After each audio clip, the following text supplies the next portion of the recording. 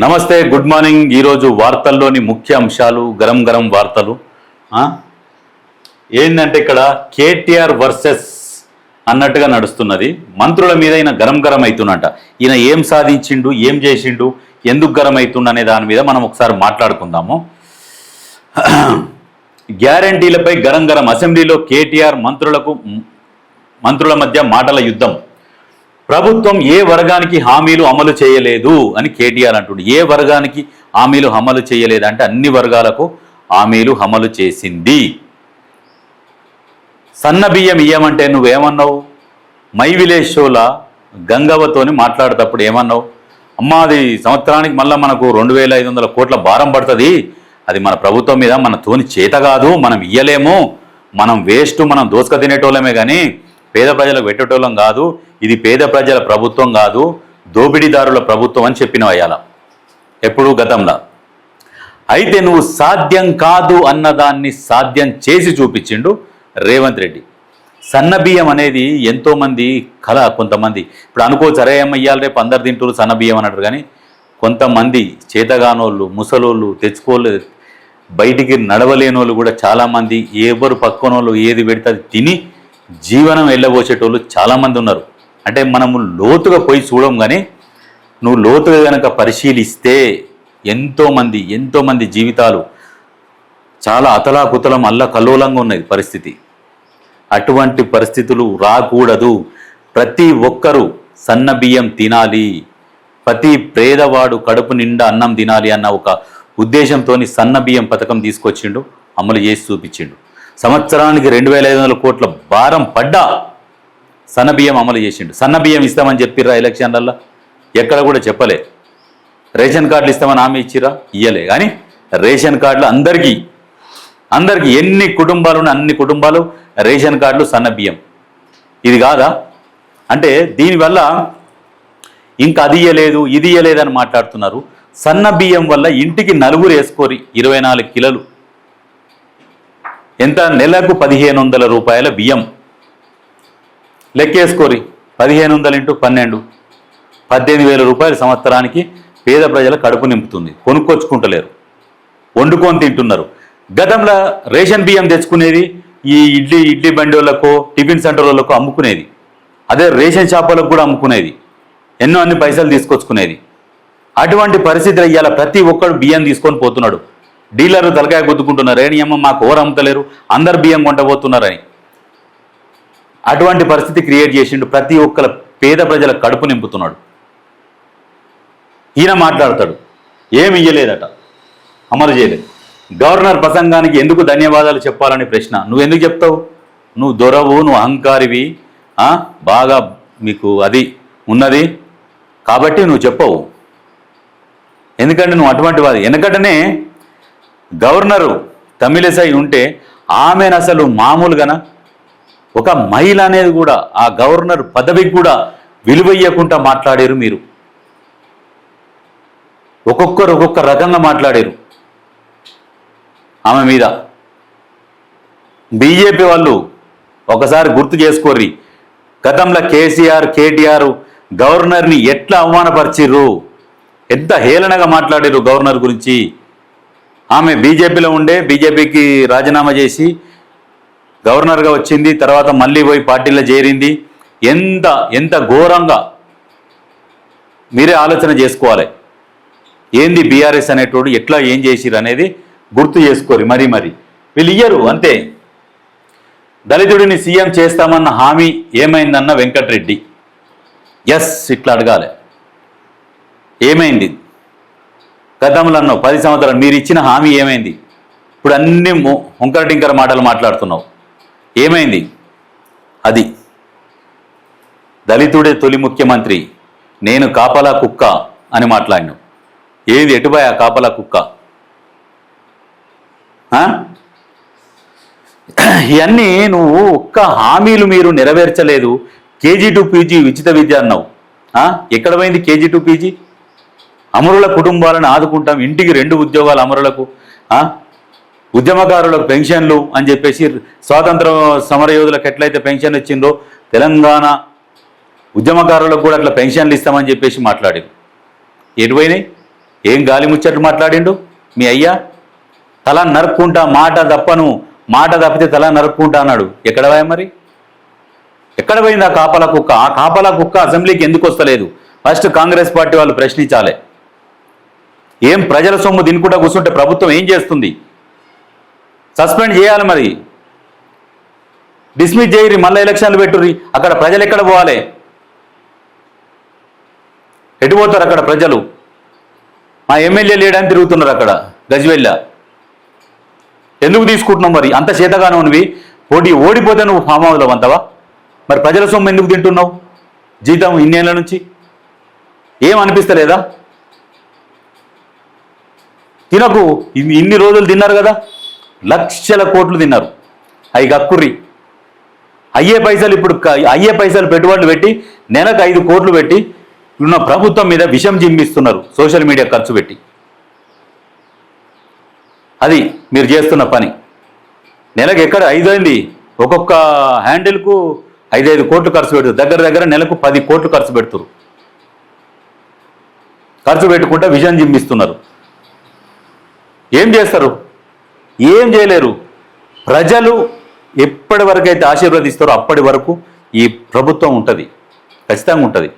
ఎందుకంటే అన్ని చూసుకుంటూ వస్తున్నాం మనం. ఇప్పుడు మీరు ఎంత ప్రచారం చేస్తున్నారంటే నెలకు 10 కోట్లు పెట్టి ప్రభుత్వం మీద వ్యతిరేకత వచ్చింది, అప్పుడే వ్యతిరేకత వచ్చిందని విష ప్రచారం చేస్తున్నారు. కానీ ప్రజలు మరి ఎందుకు నమ్ముతలేరు మీ మాటల్ని? మీరు ఎంత ప్రచారం చేసిరు కదా, ఎందుకు నమ్ముతలేరు ప్రజలు? ఒకసారి ఆలోచన చేయండి. సర్పంచ్ ఎలక్షన్లల్లో నమ్మలేదు మిమ్మల్ని. ఏమంటారంటే అధికార పార్టీ ఉన్నది, ఓట్లు వేస్తాం కాబట్టి వేస్తారు సర్పంచ్ కానీ అన్నారు. సరే, లాస్ట్కి మరి మున్సిపల్ ఎలక్షన్లల్లో 90% వచ్చింది కదా ప్రభుత్వానికి, మొన్ననే అయినాయి కదా. మరి వ్యతిరేకత ఉన్నప్పుడు 90% ఎందుకు ప్రజలు పట్టం కట్టిర్రు? ఆలోచన చేయరు. గ్రౌండ్లోకి పోతే ప్రజలు చెప్తారు. ఏంటంటే కాంగ్రెస్ పార్టీ మీద వ్యతిరేకత కాదు, అది ప్రేమతో తిడుతున్నారు, కోపం వస్తుంది. ఇప్పుడు ఎట్లా అంటే ఒక ఇంట్లో కుటుంబంలో అన్న తమ్ముళ్ళు అక్క చెల్లెళ్ళు కోపం వస్తే తిట్టుకుంటారు, మళ్ళీ వాళ్ళ మీద కూడా వస్తే మళ్ళీ వీళ్ళందరూ ఏకమవుతారు. చూడు, ఆ సిస్టమ్ తీసుకొని వచ్చింది కాంగ్రెస్ ప్రభుత్వం. ప్రజలను కూడా అట్లా ఒక బంధువుల్లాగా తయారు చేసుకున్నారు ఆ ఓటర్లని. వాళ్ళు ఏమంటారంటే మేము కాంగ్రెస్ పార్టీలో ఉన్న నాయకులని లీడర్లని గల్లా బట్టి నిలదీస్తాం, కొడతాం, తిడతాం, పని చేయించుకుంటాం, ఓటు కూడా మేము వీళ్ళకే వేస్తాం అని అంటున్నారు. కొడతారట, తిడతారట, మళ్ళీ ఓటు కాంగ్రెస్ పార్టీకే వేస్తారట. అదేనమ్మా బీఆర్ఎస్కి అమ్మో దొంగలకి వెయ్యము, ప్రశాంతంగా అన్నం తింటున్నాం, మంచిగా ఉన్నది. ఈ కొట్లాటలు తిట్టుకునడా మంచిగా చేస్తున్నారు, మేము తిడుతున్నాం, మాకు మంచి సంతోషంగా అనిపిస్తున్నది, ఒక కుటుంబం లాగా అనిపిస్తుందని అట్లా ఫీల్ అవుతున్నారట జనాలు. నేను చాలా నియోజకవర్గాలకు పోయినా చూస్తే కూడా వాస్తవానికి కూడా మున్సిపల్లో మరి 90% తీసుకొని వచ్చారు. అంటే మరి ఇప్పుడు జనాలను నమ్మాలి కదా మనం, జనాలు ఇచ్చిన తీర్పే కదా.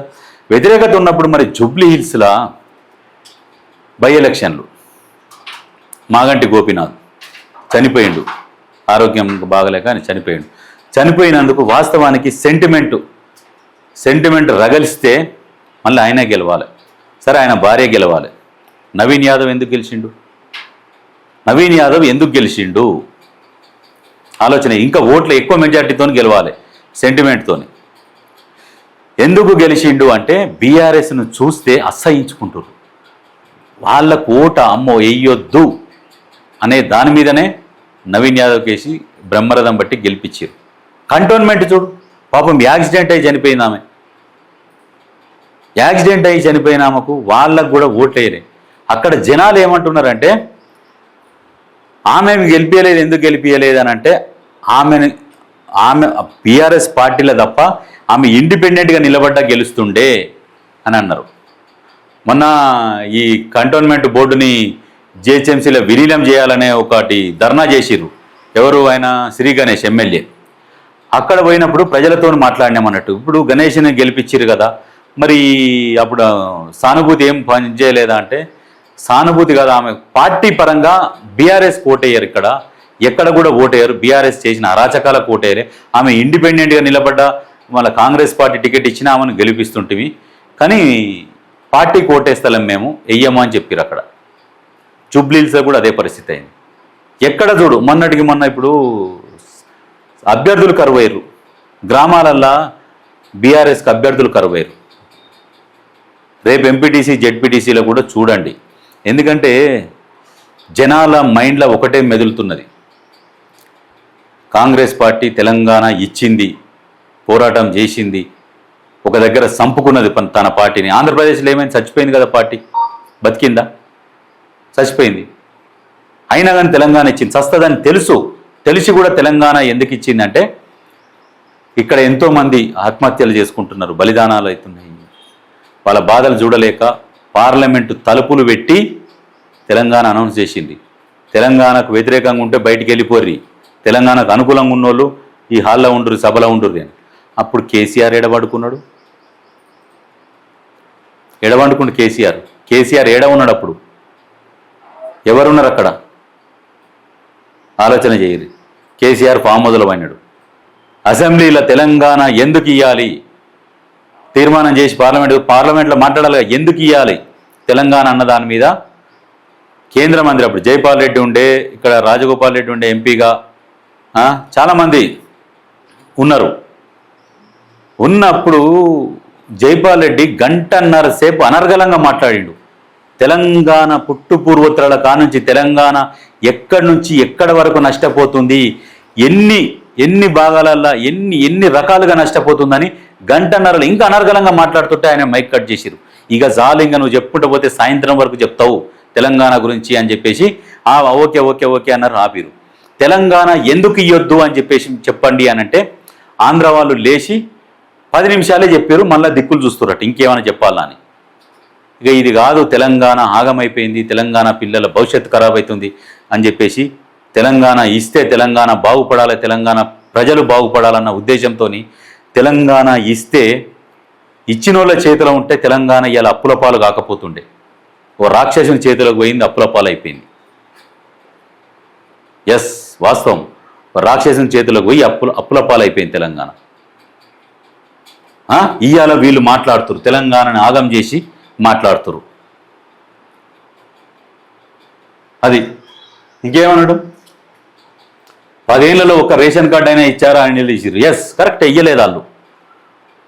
బీఆర్ఎస్ ప్రభుత్వం 10 ఏళ్లలో ఒక రేషన్ కార్డు కూడా ఇయ్యలేదు, అది వాస్తవం. అది 6 గ్యారెంటీల కింద ఒక్కో ఫ్యామిలీకి 2.5 లక్షలు ఇవ్వాలన్న కేటీఆర్, 2.5 లక్షలు. మరి రైతు భరోసా, రుణమాఫీ చేస్తూనే ఉన్నారు. నీ కన్ను లేకుంటే కళ్ళకు టూత్ పిక్స్ అగ్గిపుల్లలు పెట్టి ఓపెన్ చేసి ఛానళ్ళల్లో చూడు, చెవులు పెట్టుకొని ఇను. మరి దళితుల ముఖ్యమంత్రిని చేయకుంటే తల నరుక్కుంటాన్నోడు తల ఎందుకు నరుక్కోలే? ఆ తల ఎందుకు నరుక్కోలే తల? మరి అది కూడా చెప్పాలి కదా. కాపలా కుక్కలాగా ఉంటాడు, ఆ కుక్కను తీసుకొచ్చి అసెంబ్లీ గేట్ కాడ కట్టేది. ఎంతమందిని మోసం చేసిరు? దళితులను మోసం చేసిన చరిత్ర ఎవరిది?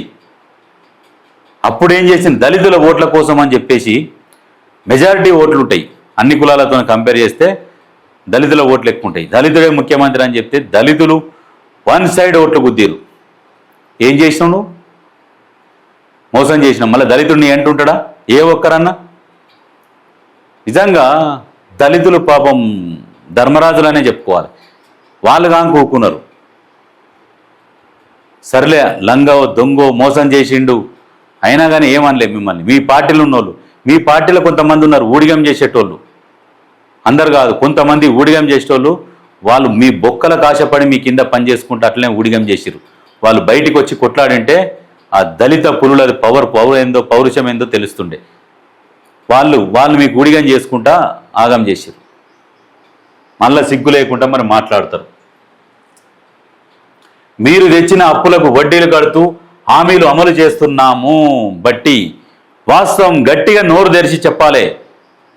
కాంగ్రెస్ పార్టీ వాళ్ళు కూడా ఏం చేస్తున్నారు? ఏమో ఒకసారి అసెంబ్లీలో ఒకసారి సమావేశం కాదు, ఎక్కడైతే ప్రెస్ మీట్ పెడుతురో ప్రెస్ మీట్లో పెట్టి మాట్లాడుతున్నప్పుడు స్పష్టంగా ఆవేశంగా మీరు చేసింది ఏంది, ఏం చేస్తున్నారు అది చెప్పుకోలేకపోతున్నారు. మీరు బలంగా ప్రజల్లోకి తీసుకుపోయే మార్గాలు ఎంచుకోండి. మీరు చేసినవి ఏం చేస్తున్నారు ఏంది అనేది తప్పులు పక్కకు పెట్టి మీరు ఇస్తున్న పథకాలేంది, మీరు చేస్తున్న సేవలేంది, ఏం చేస్తున్నారు, ఏం అప్పులు కడుతున్నారు ఏంది, అవి ప్రజల్లోకి బలంగా తీసుకుపోర్రి. ప్రజలు బుద్ధి చెప్తారు, మీరు బుద్ధి చెప్పాల్సిన అవసరం లేదు. మీరు చేసే పనులు సక్రమంగా కరెక్ట్గా ప్రజల్లోకి తీసుకపోతే ప్రజలే బుద్ధి చెప్తారు. మీకు ఎట్లయినా కౌంటర్ మీరు ఇయ్యలేకపోతున్నారు, మాట్లాడలేకపోతున్నారు కదా, ప్రజలు మాట్లాడతారు, ప్రజలు బుద్ధి చెప్తారు. 1.06 కోట్ల కుటుంబాలకు సన్న బియ్యం ఇస్తున్నారు. ఎస్, వాస్తవం అది. హామీలు అమలు చేయని ప్లా ప్రభుత్వం అని కేటీఆర్ విమర్శ. వరుసగా ఓడిపోతున్న బీఆర్ఎస్ అటర్ ఫ్లాప్ అని శ్రీధర్ బాబు కౌంటర్. ఎస్, మనం ఇంతసేపు అవన్నీ మాట్లాడుకున్నాం. వరుస పెట్టి ఓటమి పాలవుతున్నా కానీ కొంచెమన్నా సిగ్గు తెచ్చుకొని ఈ విమర్శలు ఎందుకు చేస్తున్నాం ప్రభుత్వం మీద, సలహాలు సూచనలు ఇచ్చుకుంటా పేద ప్రజల పక్షాన కొట్లాడదాము. సరే, మేము చేసినాం, తప్పైంది, మా తప్పైంది, తెలంగాణ ప్రజల కాళ్ళు మొక్కుతాము, క్షమించమని అడుగుతాము, వాళ్ళు క్షమిస్తారు, మేము వెయిట్ చేస్తామని మీరు ఆగాలి. ఎందుకంటే దోసుక తిన్నోరు కదా, దోసుక తిన్నోళ్ళు కాబట్టి మీరు ఆగాలి.